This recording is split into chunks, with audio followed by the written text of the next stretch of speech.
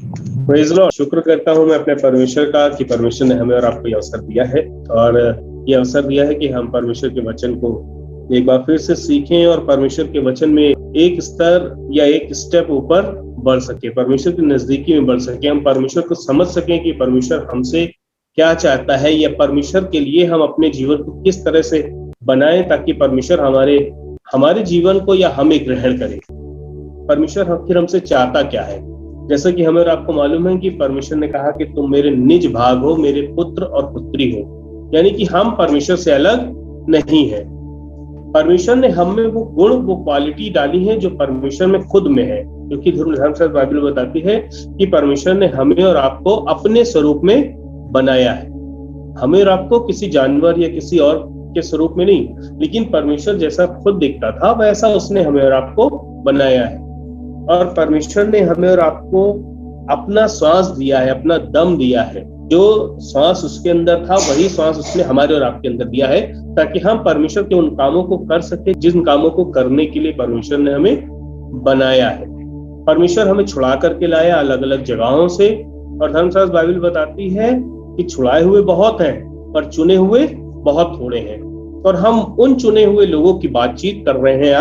आज हम उनके लिए बातचीत करना मांग रहे हैं जो ये समझते हैं कि परमेश्वर ने मुझे चुना है, परमेश्वर ने मुझे छुड़ाया है। हम हो सकता है कि कहीं और होते, अपना जीवन व्यतीत कर रहे होते, अपने जीवन में और कामों को भी कर रहे होते, लेकिन परमेश्वर ने मुझे केवल छुड़ाया ही नहीं है पर छुड़ाने के बाद चुन करके अलग किया है कि हम परमेश्वर का काम करें, जो परमेश्वर ने हमें और आपको काम सौंपा हुआ है। इसके लिए मैं आपके साथ में एक पद पढ़ना चाहूंगा जो अगर आप नोट करना चाहें तो नोट कर सकते हैं। 2 कुरिन्थियों उसके 2 अध्याय और उसके 14, 15 और 16 पद को मैं पढ़ूंगा आपके बीच में, जहां पर धर्मशास्त्र बाइबल में कुछ इस तरह से लिखा हुआ है कि जो हमारे और आपके लिए मसीह ने ठहराया है, या यूं कह लीजिए कि यीशु मसीह जो हमारे और आपके जीवन से चाहता है, वो हमारे और आपके जीवन में क्या चाह रहा है, वो इस बात में इस जगह पर बताया गया है। 2 कुरिन्थियों अध्याय 2 और उसके 14, 15, 16 पद में लिखा हुआ है। मैं पढ़ रहा हूं आपके लिए। लिखा हुआ है, परंतु परमेश्वर का धन्यवाद हो जो मसीह में सदा हमको जय के उत्सव में लिए फिरता है। पहली चीज तो ये है कि मसीह यीशु में हमें जय के उत्सव में लिए फिरता है, यानी कि जहां पर आनंद होता है, जहां खुशहाली होती है, वहां पर मसीह यीशु हमें लिए फिरता है अपने साथ। ऐसा ही नहीं कि अकेले छोड़ दिया। हम अपने बच्चों को नहीं कह देते कि हाँ तुम चले जाओ अकेले, हम साथ में लेकर के जाते हैं। पर मसीह यीशु कह रहा है, नहीं हो जो मसीह में सदा हमको जय के उत्सव में लिए फिरता है और अपने ज्ञान की सुगंध हमारे द्वारा हर जगह फैलाता है।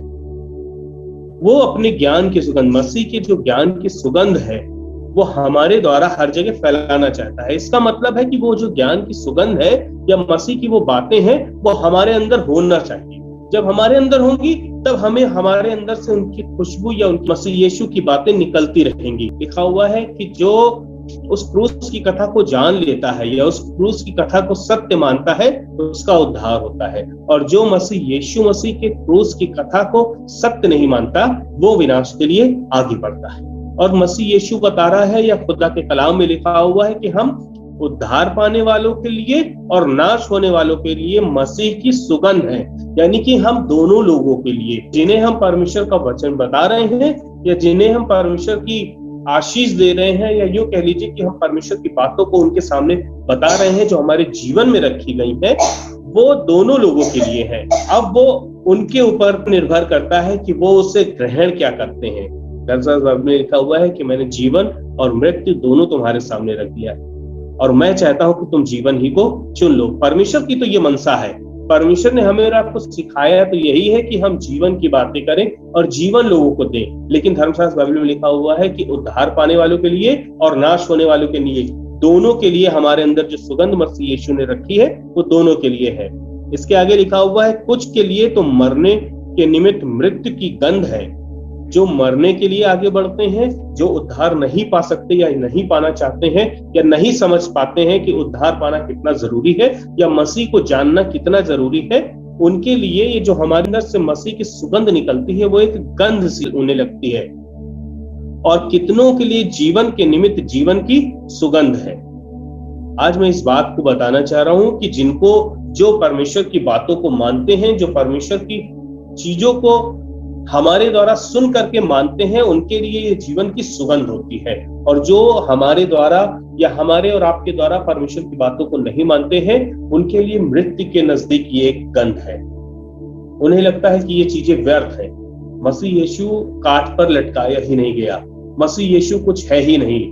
ये उन लोगों की बातचीत हो रही है जो मसीह यीशु को जानना या मानना नहीं चाहते हैं। और मैं परमेश्वर का धन्यवाद करता हूं कि हर एक जो इस कलीसिया से जुड़ा हुआ है, हर एक जो हमें और आपको जानते हैं लोग, मैं चाहता हूं कि वो सब इस बात को जाने कि प्रभु यीशु मसीह मुर्दों में से तीसरे दिन जी उठा और वो हमारे लिए एक बार फिर से आने वाला है। इस बात का हम विश्वास रखें, इस बात का विश्वास रखें कि प्रभु यीशु मसीह ने हमारे उद्धार के लिए, हमारे गुनाहों के लिए उस कैलवरी क्रूस पर अपने प्राण को दिया। जब हम इन सब बातों को जानेंगे, जब हम इन सब बातों को मानेंगे कि हाँ, परमेश्वर की सुगंध हमारे बीच में रहेगी, परमेश्वर की ये बातें हमारे जीवन में रहेंगी, तब परमेश्वर हमारे जीवन से, हमसे ये सुगंध लोगों तक पहुंचाएगा। अब किस तरह के लोग होते हैं, परमेश्वर का कलाम में पहले ही बता दिया है कि खुदावंद कलाम बता रहा है कि जीवन पाने वालों के लिए भी है और मृत्यु पाने वालों के लिए भी है। यानी कि जो उद्धार पाता है उसे जीवन मिलता है और जो मृत्यु पाता है उसे अनंत काल की मृत्यु मिलती है। हम परमेश्वर के निमित्त दोनों चीजों के लिए ठहराए गए हैं कि परमेश्वर ने हमारे अंदर वो दोनों खूबियां रखी हैं। अब जो चाहे वो परमेश्वर के जन से वो हासिल कर सकता है। एक व्यक्ति के लिए लिखा हुआ है, उसके बारे में हम लोग जानते भी होंगे और कई बार पढ़ा भी होगा। जब हम मृत्यु और जीवन की बात कर रहे हैं तो कुछ एक खास एग्जांपल्स आपके बीच में मैं रखना चाहूंगा, जिससे हमें मालूम होगा कि एक ऐसी जगह भी है जो हमें लगता है कि इससे जीवन नहीं मिल सकता है, ये यूं कह लीजिए कि इससे उद्धार की बातें नहीं मिल सकती हैं। धर्मशास्त्र बाइबल में लिखा हुआ है कि एक व्यक्ति है जिसको कोढ़ था, उसका नाम नामान है। वो सूबेदार है, योद्धा है, और लिखा हुआ है कि उसकी एक खराबी है कि वो कोढ़ी है। और जब वो एक देश को जीत करके चला आ रहा था तो वहां से एक छोटी लड़की को बंधुआई में लेकर के आया, जो कि उसकी पत्नी की सेवा टहल करती थी। अब लाजमी की बात है, जो उसके घर में नौकरानी है वो वहां पर काम कर रही है और अपने स्वामी से, यानी कि अपनी जो मालकिन है उससे कहने लगी, क्योंकि उसको मालूम है घर की परिस्थितियां, घर के राजा के बारे में भी, घर की चीजों के बारे में भी, घर में कौन बीमार है या कौन स्वस्थ है, उन सब के बारे में पता है। तो ये कहने लगी कि कितना भला होता कि मेरा आका या मेरे राजा शोमरोन में होते। तो वो छोटी लड़की कह क्या रही थी, वो लड़की बंधुआई में लाई गई और उससे घर के काम कराए जा रहे थे। लेकिन धर्मशास्त्र बाइबल बताती है कि वो परमेश्वर प्रभु यीशु मसीह की खुशबू हमारी और आपकी जिंदगी में बनी रहती है। परमेश्वर का वो आनंद या परमेश्वर की वो उद्धार की सामर्थ परमेश्वर हमारे और आपके बीच में रखता है, हमारे और आपके जीवन में देता है। अगर आप पढ़ करके देखेंगे तो आपको मिल जाएगा दूसरा राजा 5 अध्याय और उसके पहले पद से मैं आपके बीच में पढ़ देता हूं।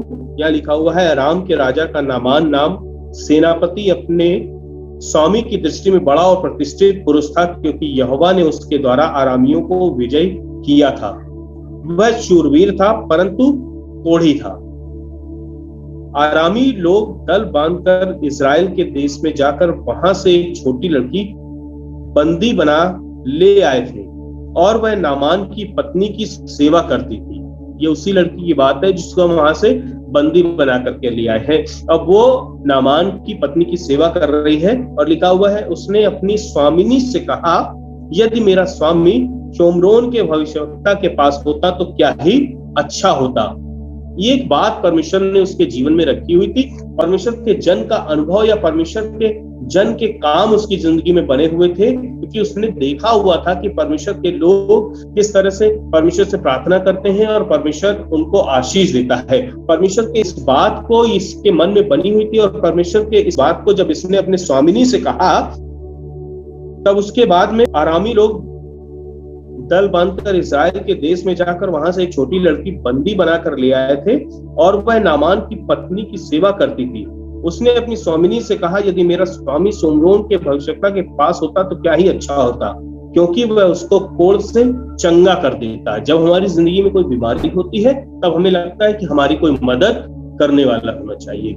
हमें जब तकलीफ हो, अब लगे कि हम बीमार हैं, तो परमेश्वर के जन की प्रार्थना हमारी जिंदगी में हो तो परमेश्वर हमें आसानी से इस समस्याओं से छुटकारा दे सकता है। कई बार हमारे मन में भी ये विचार आता रहता है कि जब हम तकलीफ में होते हैं, जब हम परेशानियों में होते हैं, तो हमें कौन ये खुशबू से, इस परमेश्वर की आशीष से या परमेश्वर के इस उद्धार से हमें कौन प्राप्त करेगा। तब परमेश्वर के जन ने बताया हुआ है कि मुझे और आपको परमेश्वर ने इस काम के लिए रखा हुआ है। इस छोटी लड़की के लिए परमेश्वर ने इस बड़े काम को किया और हमें और आपको मालूम होना चाहिए कि इसके बाद में नामान क्या करता है। नामान ने एक चिट्ठी लिखी राजा को, और राजा को चिट्ठी लिखने के बाद में कहने लगा कि मैं आ रहा हूं और मुझे उस भविष्यवक्ता से मिलवा दो।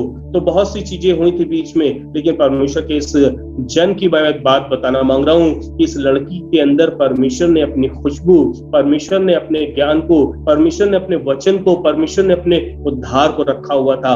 और परमेश्वर के इस उद्धार को इस लड़की के द्वारा वहां पर जब बोला गया, तो परमेश्वर ने इसके जीवन में, यानी कि ओढ़ी था नामान, उसके जीवन में परमेश्वर ने काम किया और इसका जीवन ज्यों का त्यों हो गया, इसका शरीर बिल्कुल शुद्ध हो गया। परमेश्वर हमारे और आपके द्वारा परमेश्वर लोगों को जीवन और मृत्यु दोनों की चीजें देना मांगता है। हमारे और आपके पास में ये आशीष है कि हम जिसे आशीष देना चाहेंगे तो उसे आशीष प्राप्त होगी। और परमेश्वर का जन हमें और आपको, परमेश्वर हमें और आपको ये बताता है या हमें और आपको सिखाना चाहता है कि जब कभी भी हम बातचीत करें या किसी को कुछ आशीष दें, तो वो परमेश्वर के जन की आशीष इसके ऊपर ठहरने वाली हो सके। और यदि हमें और आपको ये बात नहीं मालूम है कि हम परमेश्वर के काम के लिए ठहराए गए हैं या परमेश्वर की वो सुगंध जो परमेश्वर के उद्धार की है वो हमारे अंदर है, तो ये आज हमें जानने की जरूरत है कि परमेश्वर का उद्धार हमारे और आपके जीवन में बना रहता है और हमारे और आपके जीवन के द्वारा लोगों तक पहुंचाने की जिम्मेदारी खुदा ने हमें और आपको दी है।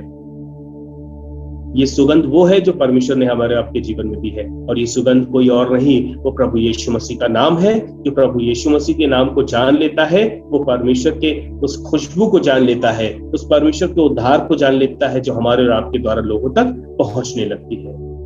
इस उद्धार को कोई रोक नहीं सकता है, इस उद्धार को या इस उद्धार की खुशबू को कोई रोक नहीं सकता है। आप एक कमरे में परफ्यूम डाल दें बहुत अच्छे से और उसको लॉक कर दें, फिर भी परफ्यूम की महक या परफ्यूम की खुशबू जो है उस कमरे से बाहर आती रहती है। हमारे और आपके जीवन में भी जब उद्धार आता है, जब प्रभु यीशु मसीह की बातें आती हैं या प्रभु यीशु मसीह का ज्ञान आता है, तब उसे बंद नहीं किया जा सकता है, वो अपने आप ही दिखता है। पतरस के लिए लिखा हुआ है कि पतरस को लोग कहने लगे कि तू भी तो उसकी तरह दिखता है, तू उनमें से अलग नहीं है, तू प्रभु यीशु मसीह से अलग नहीं है। जब पतरस ने इनकार किया, और जब पतरस ने 3 बार इनकार किया, तब मुर्गे ने बांग दी और तब ये जान गया कि यीशु मसीह ने ये बात पहले ही से मुझसे कह दी कि तू मेरा 3 बार इनकार करेगा। और कई बार हम इनकार करते हैं कि हम प्रभु यीशु मसीह को जानते ही नहीं है। कई बार हम मना कर देते हैं कि जो ये खुशबू मेरे अंदर से आ रही है, जो मेरे ये चाल चलन में दिख रहा है, जो मेरे व्यवहार में दिख रहा है, वो यीशु मसीह है ही नहीं। यीशु मसीह हमारा व्यवहार में, हमारे चाल चलन में, हमारे चेहरे में, हमारे घर में, हमारे बच्चों में दिखता है। और ये प्रभु यीशु मसीह का उद्धार है, ये प्रभु यीशु मसीह की सुगंध है जो उसने हमारे और आपकी जिंदगी में रखी हुई है, जो लोगों को जीवन और मृत्यु दोनों की आशीष देने के लिए है। जो हमारे इस बात को मानेगा, जो हमारे द्वारा इन बातों को मानेगा कि यीशु मसीह ही उद्धार करता है, उसे अनंत जीवन प्राप्त होने वाला हो सकेगा। इस छोटी लड़की के द्वारा उस सोमरोन के उस नामान कोढ़ी का कोढ़ दूर होने पाया। जब हम परमेश्वर के जन की बातों को मानते हैं, परमेश्वर की बातों को मानते हैं, तो हमारी जिंदगी से बीमारियां, दुख और तकलीफें दूर होती रहती हैं। एक शख्स के बारे में और लिखा हुआ है कि वो सामरी स्त्री थी और क्या कर रही थी कि वो सामरी स्त्री जल भरने के लिए आई अपने गांव से। जो पानी या कुआं जो था याकूब का, वो उसके गांव से, उसके घर से थोड़ा सा दूर था, थोड़ी सी डिस्टेंस थी उसकी। और जब लिखा हुआ है, धर्मशास्त्र बाइबल में लिखा हुआ है, अगर आप पढ़ना चाहें तो आपको ये मिल जाएगा, यूहन्ना अध्याय 4 और उसके 7 पद, यूहन्ना अध्याय 4 और उसके 7वें पद से अगर आप पढ़ना शुरू करेंगे तो यहाँ पर आपको इस सामरी स्त्री का जिक्र दिया हुआ मिल जाएगा। मैं आपके लिए पढ़ दे रहा हूं। इसमें लिखा हुआ है, इतने में एक सामरी स्त्री जल भरने आई। यीशु ने उससे कहा, मुझे पानी पिला। क्योंकि उसके चेले तो नगर में भोजन मोल लेने गए थे। उस स्त्री ने उससे कहा, तू यहूदी होकर के मुझ सामरी स्त्री से पानी मांगता है, क्योंकि यहूदी और सामरी में कोई व्यवहार नहीं होता था। यीशु ने उत्तर दिया, यदि तू परमेश्वर के वरदान को जानती और यह भी जानती कि वह कौन है जो तुझसे कहता है मुझे पानी पिला, तो तू उससे मांगती। यानी कि हमें और आपको परमेश्वर के वरदान को जानने की आवश्यकता है। परमेश्वर का वरदान हमारे और आपके अंदर बना रहता है। परमेश्वर ने हमें और आपको वरदान दिया होता है, परमेश्वर ने हमें और आपको आशीष दी होती है, और उस बात को हम नहीं जानते हैं। और यही प्रभु यीशु मसीह इस स्त्री से कह रहा है कि यदि तू परमेश्वर के वरदान को जानती, यदि तू इस बात को जानती कि कौन तुझसे पानी मांग रहा है, तो तू खुद उससे पानी मांगती। और इसके आगे लिखा हुआ है, स्त्री ने उससे कहा, हे प्रभु, तेरे पास तो जल भरने को तो कुछ है भी नहीं, और कुआं गहरा है, तो फिर वह जीवन का जल तेरे पास कहां से आया? क्या तू हमारे पिता याकूब से बड़ा है, जिसने हमें ये कुआं दिया? आप ही अपनी संतान और अपने पशुओं समेत इसमें से पियो। यीशु ने उत्तर दिया, जो कोई यह जल पिएगा वह फिर प्यासा होगा, परंतु जो कोई उस जल में से पिएगा जो मैं उसे दूंगा वह फिर अनंत काल तक प्यासा न होगा, वरन जो जल मैं उसे दूंगा वह उसमें एक सोता बन जाएगा जो अनंत जीवन के लिए उमड़ता रहेगा। ये प्रभु यीशु मसीह का वचन है कि जब हम प्रभु यीशु मसीह को ग्रहण कर लेते हैं, जब प्रभु यीशु मसीह के वचन को ग्रहण कर लेते हैं, जब प्रभु यीशु मसीह के उस जीवनदायक पानी को हम ग्रहण कर लेते हैं, तो वो पानी, वो जीवनदायक सोता हमारी जिंदगी में उमड़ता रहता है। और कब तक के लिए उमड़ता रहता है? जीवन भर के लिए वो उमड़ता रहता है, ताकि हम लोगों को जीवन का पानी देते रहें। और इस स्त्री के लिए लिखा हुआ है कि परमेश्वर ने, प्रभु यीशु मसीह ने इसके सारे पापों को, अपराधों को माफ किया और इसे आजादी दी उन गुनाहों से, और ये जा करके परमेश्वर के नाम की महिमा करने लगी, परमेश्वर के नाम का प्रचार करने लगी, लोगों से परमेश्वर के बारे में बताने लगी कि एक व्यक्ति है जिसने मेरे बारे में बहुत सी पुरानी चीजें बताई और वो मुझे उद्धार करता यीशु मसीह लगता है। और प्रभु यीशु मसीह यही चाहता है, खुदावंद भी हमसे यही चाहता है कि परमेश्वर ने जो वरदान हमें और आपको दिए हैं, जो परमेश्वर ने हमें और आपको आशीष दी है, उन आशीषों को हम अपने द्वारा परमेश्वर के लोगों तक या परमेश्वर के उन जनों तक जहां पर परमेश्वर की बात नहीं पहुंची है, वहां पर हम पहुंचा सके। ये बात करने से हम परमेश्वर के उन कामों को करेंगे जिस काम को करने के लिए परमेश्वर ने हमें और आपको अपनी सुगंध दी है, जिन काम को करने के लिए वो वरदान, जो सुगंध रूप वरदान हमारी जिंदगी में दिया गया है, वो उद्धार जो हमारे और आपकी जिंदगी में दिया गया है, वो परमेश्वर का काम होने वाला हो सकेगा। अगर आप पढ़ना चाहें तो प्रेरितों के काम 9 अध्याय उस पहले पद में पढ़ना शुरू करेंगे तो वहां पर एक शाऊल के बारे में जिक्र दिया हुआ है, जो कि पहले परमेश्वर या मसीह यीशु के लोगों को सताया करता था और प्रभु यीशु मसीह के लोगों को पकड़ लेता था, महिलाओं को उनके बालों से पकड़कर खींचता हुआ लाता था, पर प्रभु यीशु मसीह ने उसको छोड़ा। परमेश्वर ने, प्रभु यीशु मसीह ने उसको आशीष दी और खुदावन ने उसको दमिश्क के रास्ते पर एक ऐसा अद्भुत उसके जीवन में काम किया, उसके जीवन में ऐसी सुगंध या उसके जीवन में ऐसा उद्धार डाल दिया कि वो लोगों के लिए आशीष का कारण बना, लोगों को जीवन देने वाला कारण बना, लोगों को अपनी आशीष जो उसके अंदर दी थी परमेश्वर ने, वो आशीष लोगों तक पहुंचाने वाला बना। और धर्मशास्त्र बाइबल में लिखा हुआ है कि शाऊल से अधिक पुस्तक किसी ने नहीं लिखी है। जो हम बाइबल पढ़ते हैं उसमें सबसे अधिक पुस्तक शाऊल ने लिखी है और शाऊल परमेश्वर के लिए लिखा हुआ है कि परमेश्वर शाऊल से कहता था कि तू मुझे क्यों सता रहा है।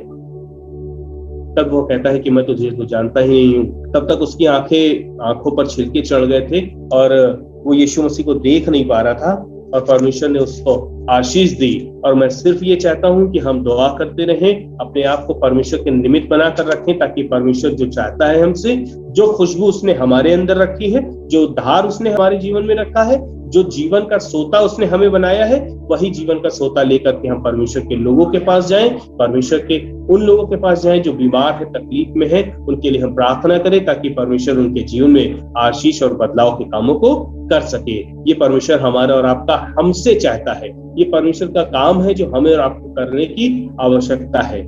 और सिर्फ इस बात को मैं चाहूंगा कि आप हमसे, हमारे लिए, हमारे परिवार के लिए भी प्रार्थना करें ताकि परमेश्वर अपने काम को हमारे द्वारा या हमारे परिवार के द्वारा देता रहे, बीमारियां हमारे परिवार से दूर होती रहें। हम सब एक बात को निर्णय लें कि हम अपनी दुआओं में अपनी कलीसिया के एक जन के लिए प्रार्थना करेंगे, उनके घर से बीमारियां दूर हो, ये प्रार्थना करेंगे ताकि हमारे और आपके जीवन में उद्धार बना रहने वाला हो सके। जरूर से इस बात को याद रखिए कि परमेश्वर ने हमें और आपको सुगंध फैलाने के लिए सुगंधित द्रव दिया हुआ है, वो आशीष दी हुई है, वो बरकत हमारी और आपकी जिंदगी में ठहरा दी है, जो एक उमड़ता हुआ सोता है और जो कभी भी खत्म नहीं होगा, जो जीवन देने वाला सोता है। हमें और आपको परमेश्वर ने ऐसी आशीषें दी हुई है। परमेश्वर आप सबको बड़ी आशीष दे। Praise the Lord.